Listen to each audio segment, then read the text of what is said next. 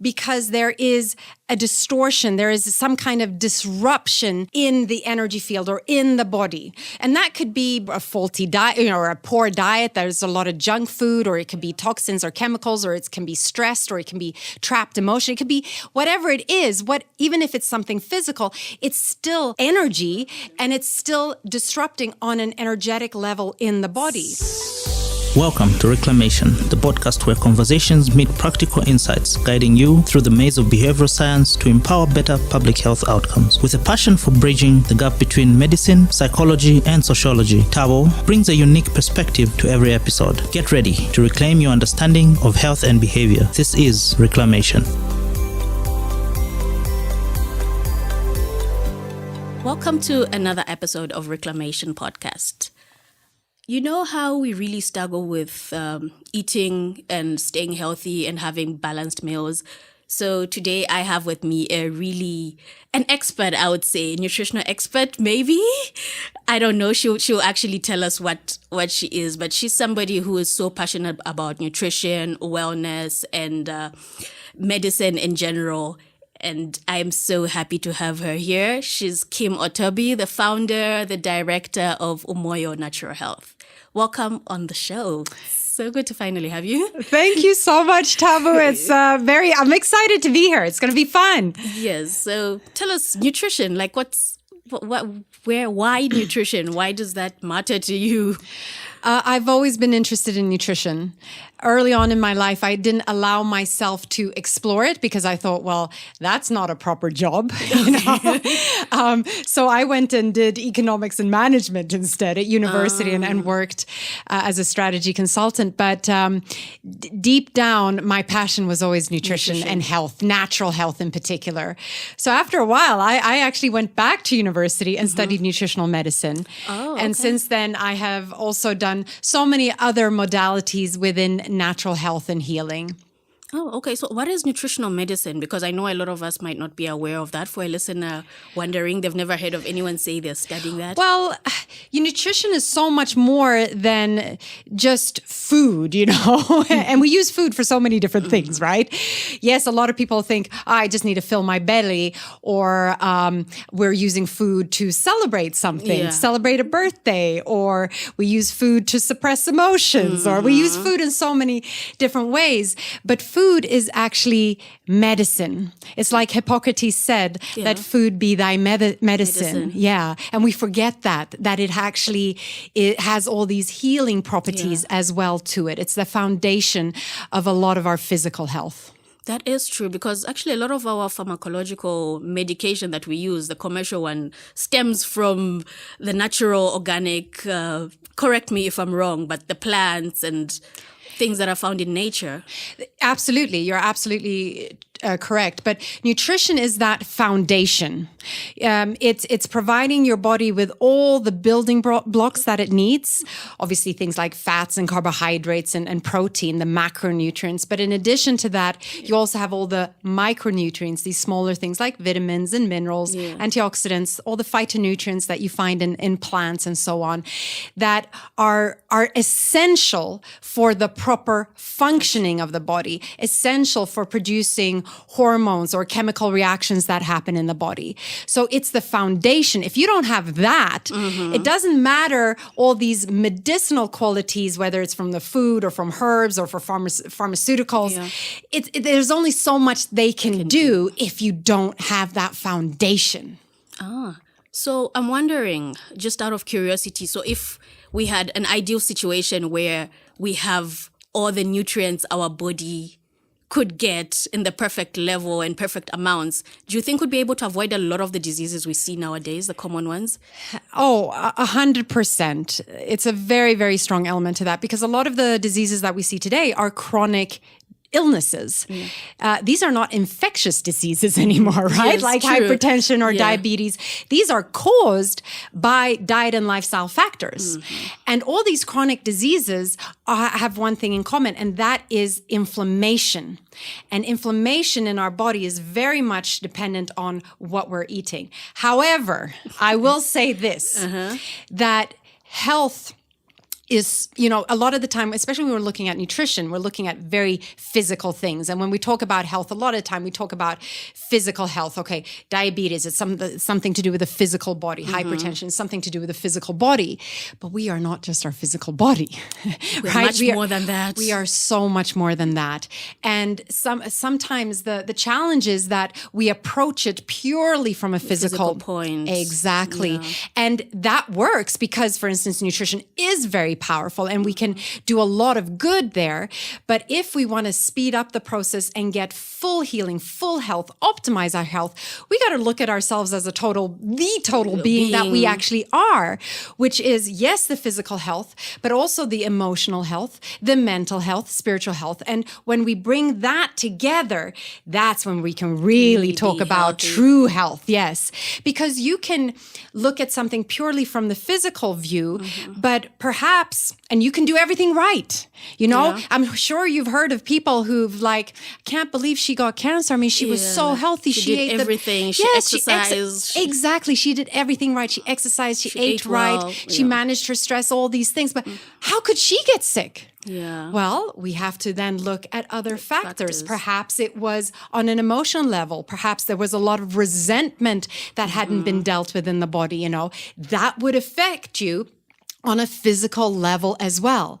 And that's why I'm saying you got to look at the totality of who we are as human beings. Wow, that's actually, I think it's a perspective a lot of us don't actually think of, and that's very insightful. Yeah, because I have a headache. My head hurts. Oh, I take a tablet for my headache.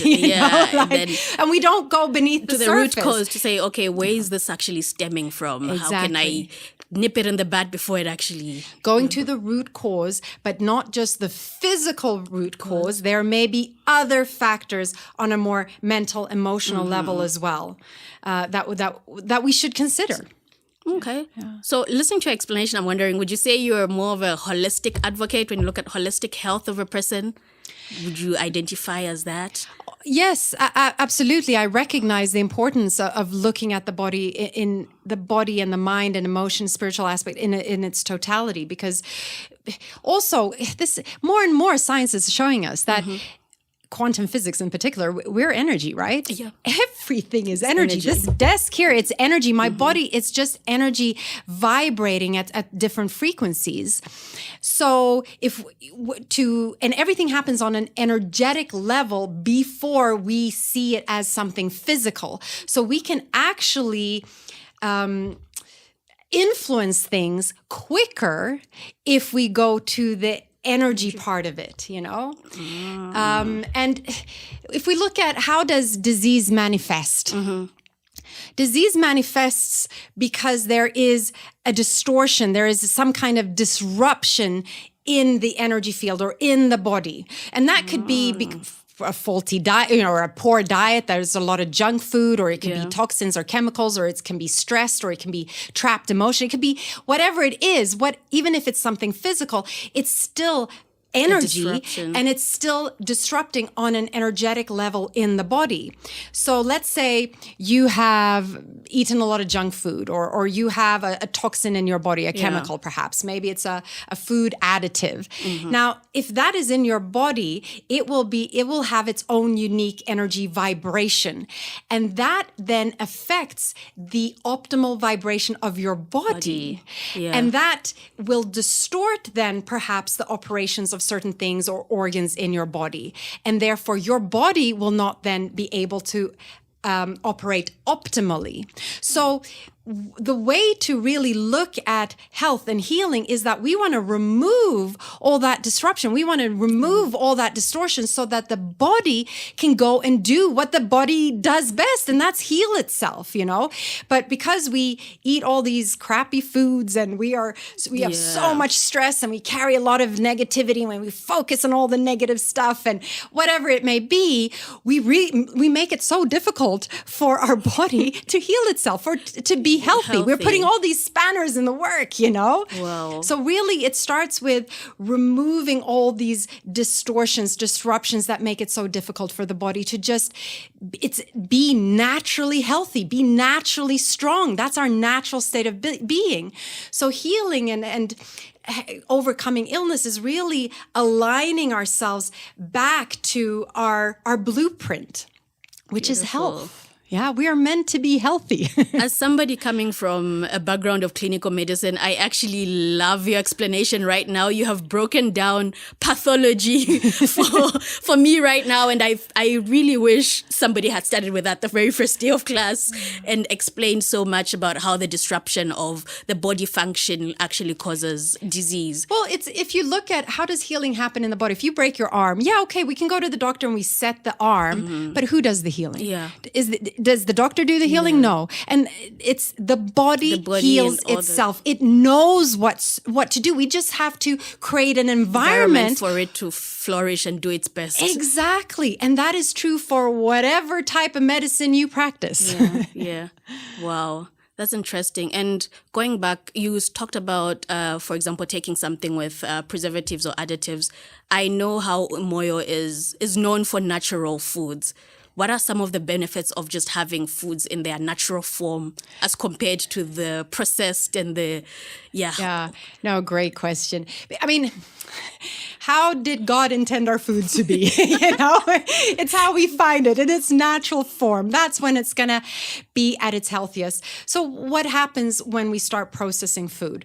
Firstly, what happens is that we start removing a lot of elements in the food that we need, that are good for us. So if we're looking at when we process corn into milli meal, we remove a lot of the fiber. And when we do that, we also remove a lot of the minerals. Now we don't get that in our diet, Yeah. When we eat in Shiba, I mean, that's such a big part of our diet. And now we've removed so many of the healthy elements.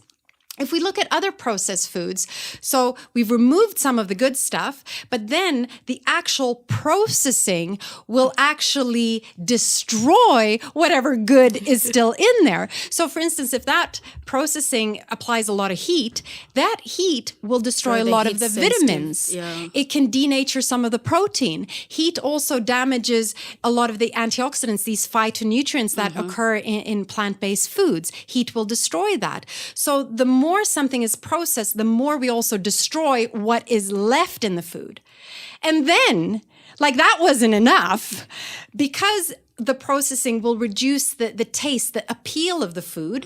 And food manufacturers, of course, want you to buy this food. Yeah. Stay in business. Absolutely. So what do? They add things to make it tastier. And the three things that make it super tasty, it's sugar, salt, and fat. Oh, yeah, fat. Yeah, fat. And not good fat, not the good quality stuff, the cheap stuff, like hydrogenated vegetable oils.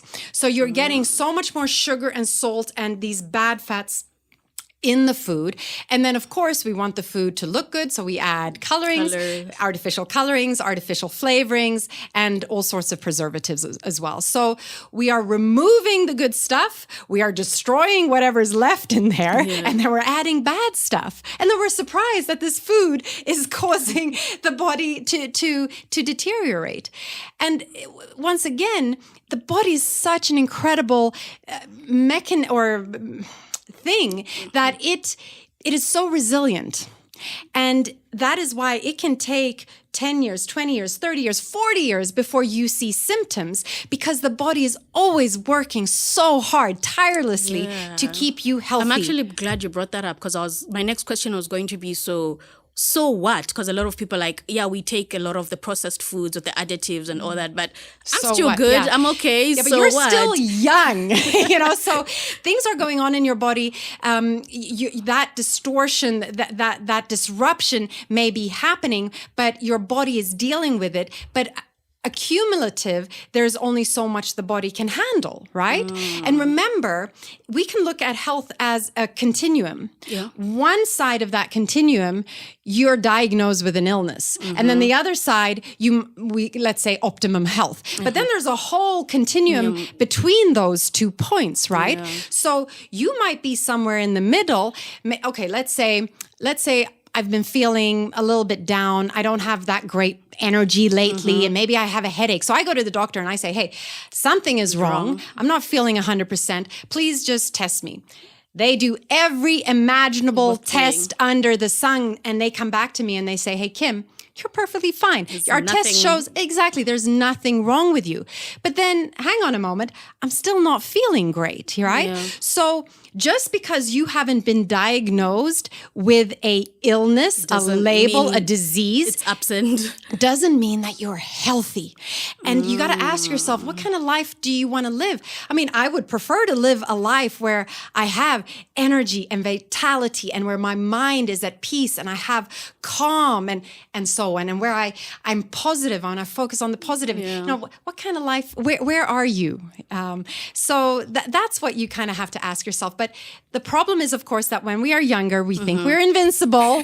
We think we're going to feel like this for our whole life. It's pretty much going to catch up with a lot of us if we do that, eh? Yes, and that's what happens. That's what tends to happen. And that's why these chronic illnesses are becoming more and more prevalent as well, because our diet is deteriorating and we are living with much more stress in our lives. Our lifestyles are generally deteriorating. We're not exercising enough and so on and so on. So it's actually interesting you say that, because now when I'm looking back at what I've always been taught and known, I'm looking at epidemiology and how we are generally taught to say the risk factors of some non-communicable diseases are people over the ages of 50 and 60.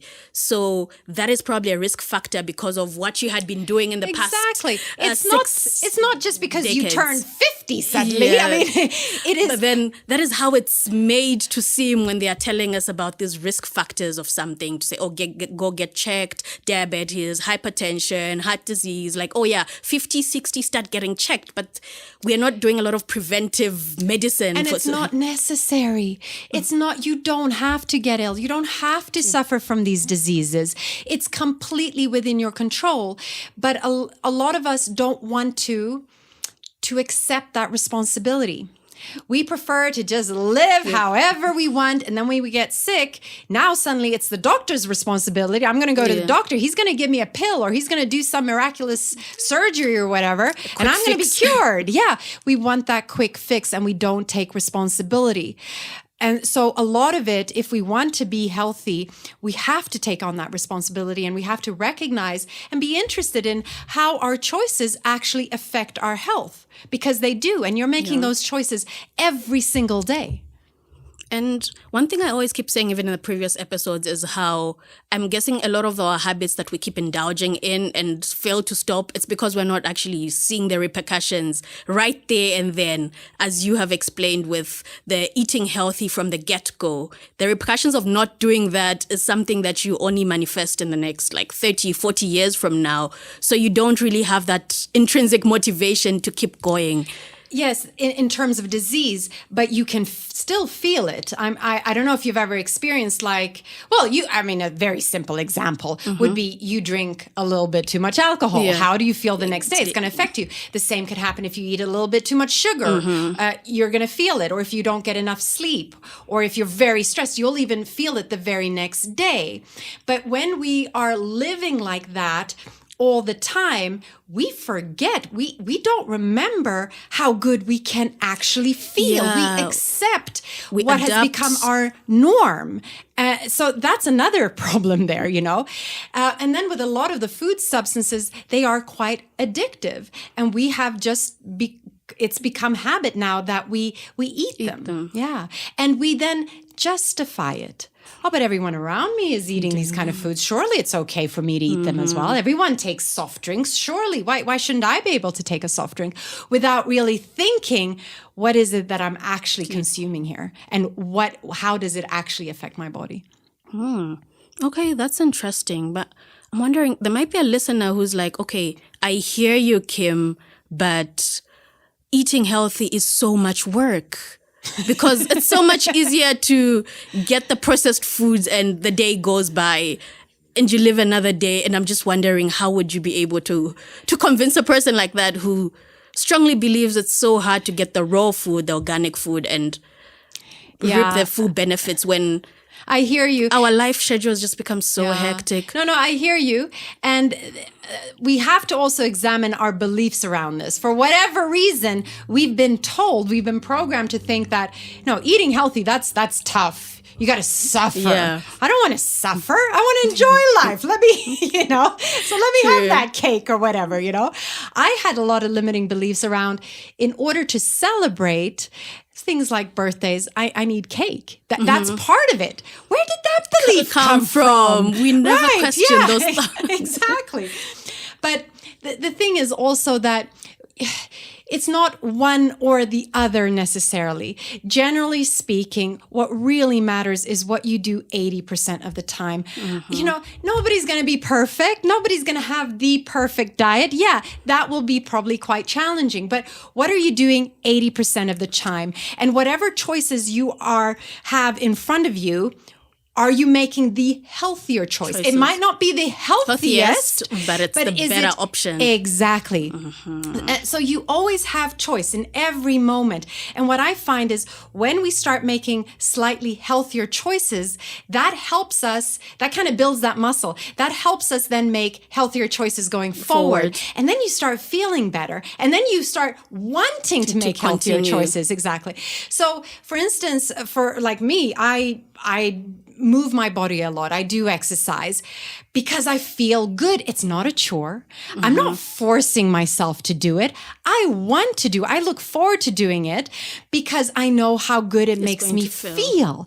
And it has all these then knock-on effects. When I feel good physically, I want to continue that feeling. I am more likely to make good, healthy food choices. Compare that to I've been out a night and had alcohol and feeling really terrible the next day. Am I going to make very good food choices, healthy choices? Probably not, right? So it's like that positive reinforcing spiral, but you can also get into that negative. Reinforcing spiral going the opposite direction. Oh. Okay, that's good to know. Okay, that's very good to know. So what about the people who use food as a coping? Because I think our relationship with food is different on an individual level. I know there's the whole psychology behind that. But I'm wondering, for people who have found themselves in a space where they use food as comfort. Yeah, it's very common. I've done it a lot in my life as well. I mean, this is such a common thing because it's such an easy thing. It's widely available, So it's with anything like that, the first thing is awareness. You have to have an awareness of what you're actually doing and what it is you're trying to escape from. And it's, that uncomfortable emotion. You might not even know what the emotion actually is, but there might just be an uncomfortableness there. And the thing with that is that you have to learn to sit with that uncomfortable feeling, with that uncomfortable emotion, and allow it to pass through you. Because what you're doing when you're taking the food is that you are pushing it away. You are suppressing that emotion. You're not allowing that emotion to flow. And whenever you're not allowing something to flow and you're suppressing it, that's when you run into problems. And that's when those emotions get trapped in our body as well, even on a biochemical level, not just on an energetic level, and they affect us on the physical. So what you need to learn to do is face that uncomfortableness, right? So when you feel like you have to just get into the kitchen, you have to eat something. Just pause and just sit with it and just see how you feel. And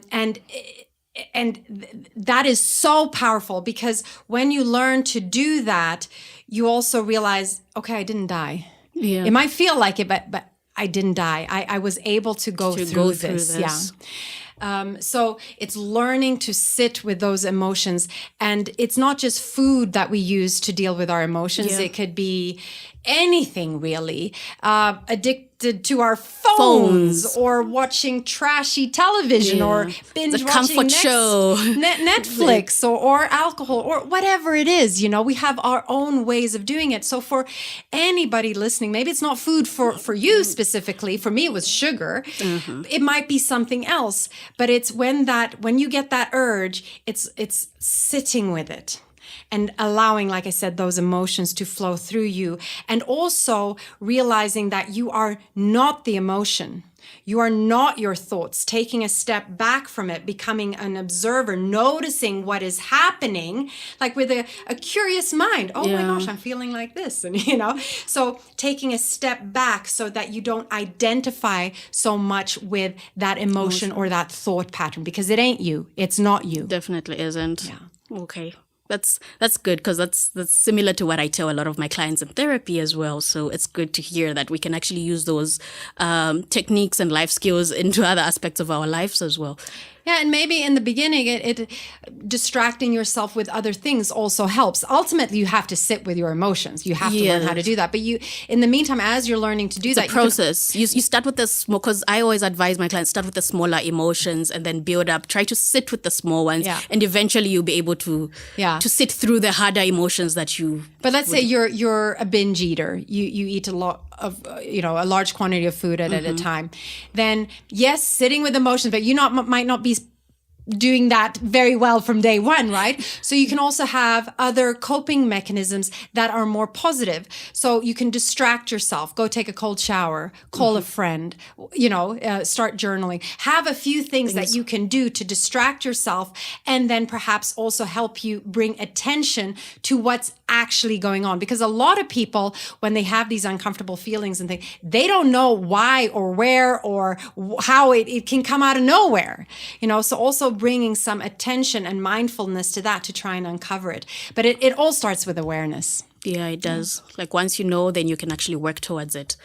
So now I'm wondering a lot of us are raising children, and sometimes the children are not in control of what they eat. We, the adults, have the knowledge and can actually work towards the knowledge to achieve the goal that we want to do when it comes to eating healthy and staying healthy. But then with children, how do you do that? Because I just noticed that you have an organization that is actually targeted on nutrition benefits for children and trying to help as many Zambian children as possible to eat healthy. Can you tell us about that?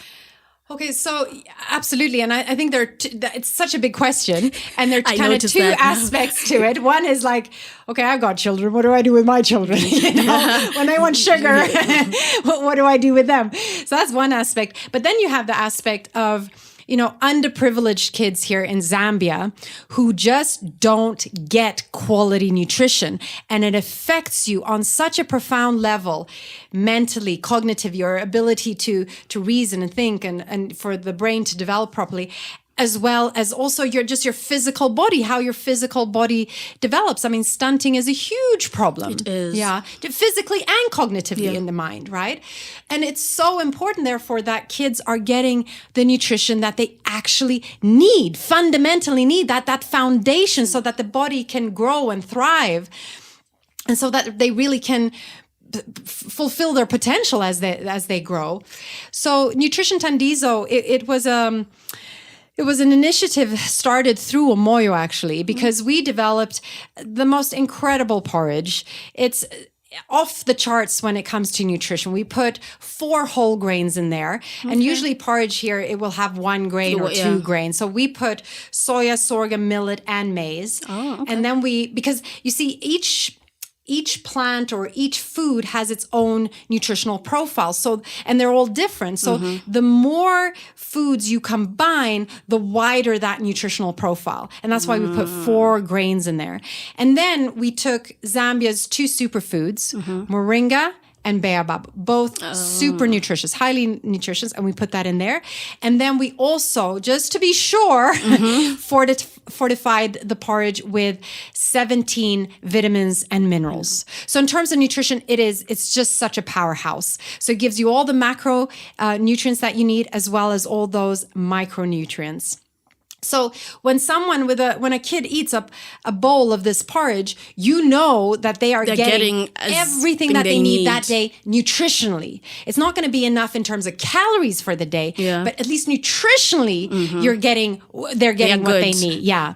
But so we developed this porridge out of Moyo, and you can buy it in any supermarket these days. Okay. But of course, it wouldn't reach the really underprivileged, some kids in some schools and perhaps orphanages as well. And that's why we started Nutrition Tandizo, a not-for-profit organization, where we deliver this porridge in 25-kilo bags to some of these organizations and institutions. And we're actively looking for people who are interested to support it and come in and help us with this initiative, perhaps through sponsorship. So if there's a organization out there who want to maybe take on a school, then we can supply this highly, highly nutritious porridge to make sure that nutritionally these kids get everything that they need. That is very important work you're doing. Very, very important.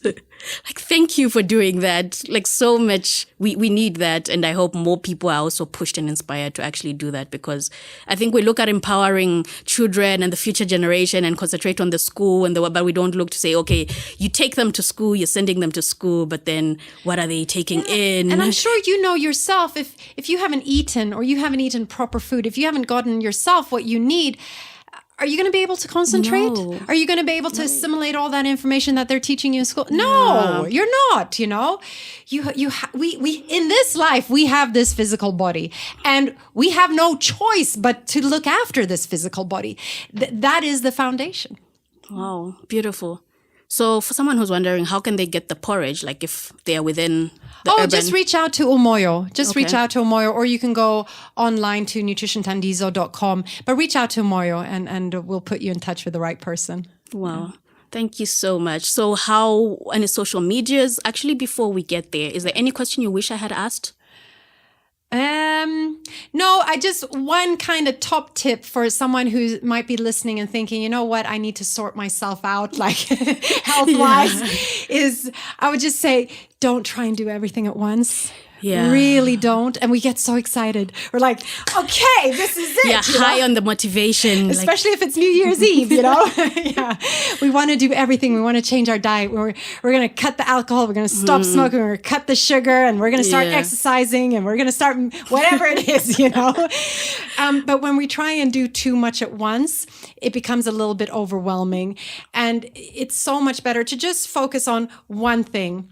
And the more we do that one thing, it becomes a habit. And then after a while, it just becomes who we are. Now it's just we're just not, I identify as a person who doesn't drink soft drinks. It's just who I am, Wow. It has become part of my identity. And the thing with identity is that once something becomes part of your identity, it is very important to us to stay true to who we believe we are.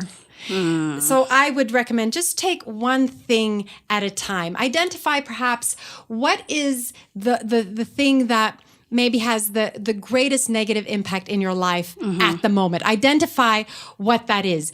Is it alcohol? Yeah. Is it the sugar consumption? Is it that you're smoking? Is it perhaps that you have a lot of stress? Or is it that you have a lot of negativity around you? Yeah. Or maybe it's that you currently don't feel that you have a purpose in your life. Whatever it is, start with that. Right? Don't try and do everything at once. Don't try and be Mr. or Mrs. Perfect, one step at a time. Yeah. And the thing is, once you fail and struggle while you're trying to be everything and be a superhero, the chances of you having the motivation to want to try again is it's harder because of your history of failure. And I'm sure I certainly have done this. Maybe, I don't know if you can relate to this, but I'll say, okay, this is what I'm going to do. I'm going to have this incredibly healthy diet. I'm not going to eat sugar. Yeah. And then on day 2, I eat sugar. I'm like, well, I might as well give up well. now. I've failed. Yes. And that's how a lot of us keep going back. You make 2 steps forward and you're 1 step back. Okay, I'll start next Monday instead. Next Monday. Somehow want it to be perfect. Okay, I'll start on the 1st of the next month. Yeah, even that. Yeah. So be kind to yourself as well. Perfection is it's never going to happen. So be kind. Know that there are going to be some setbacks, and just take one step at a time. And as long as you're moving in the right direction, you're doing really, really well. Wow. Thank you so much for sharing this. I think it's a conversation a lot of people do not really have. We just, eat healthy, but we don't actually talk about the root cause of why are people eating the way they are and what are the benefits of actually eating healthy. So I'm glad you took the time to come here and share this very important message with us. And how can people find you if they're listening to this conversation, they love what they heard and they would like to connect, have a conversation, work with you? Yeah. No, and thank you for inviting me. It's been such a pleasure.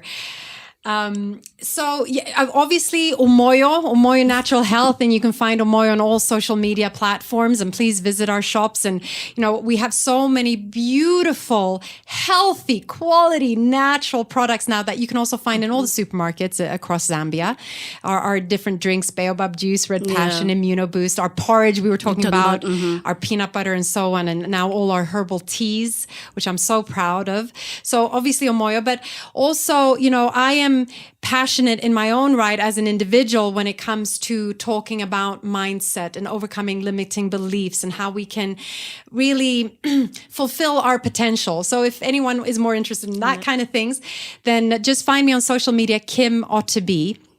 Instagram, TikTok, and Facebook, Kim Otteby. And if you don't know how to spell that, I'll definitely share the link in the show notes, but or just Google Kim and Umoyo and my last name. And it should definitely show up. Yeah, exactly. Yeah. Thank you so much. So that was Kim Otteby, the founder and director of Umoyo Natural Health. We had a very lovely conversation. We looked at the importance of eating healthy, even if you think you might not reap the benefits immediately.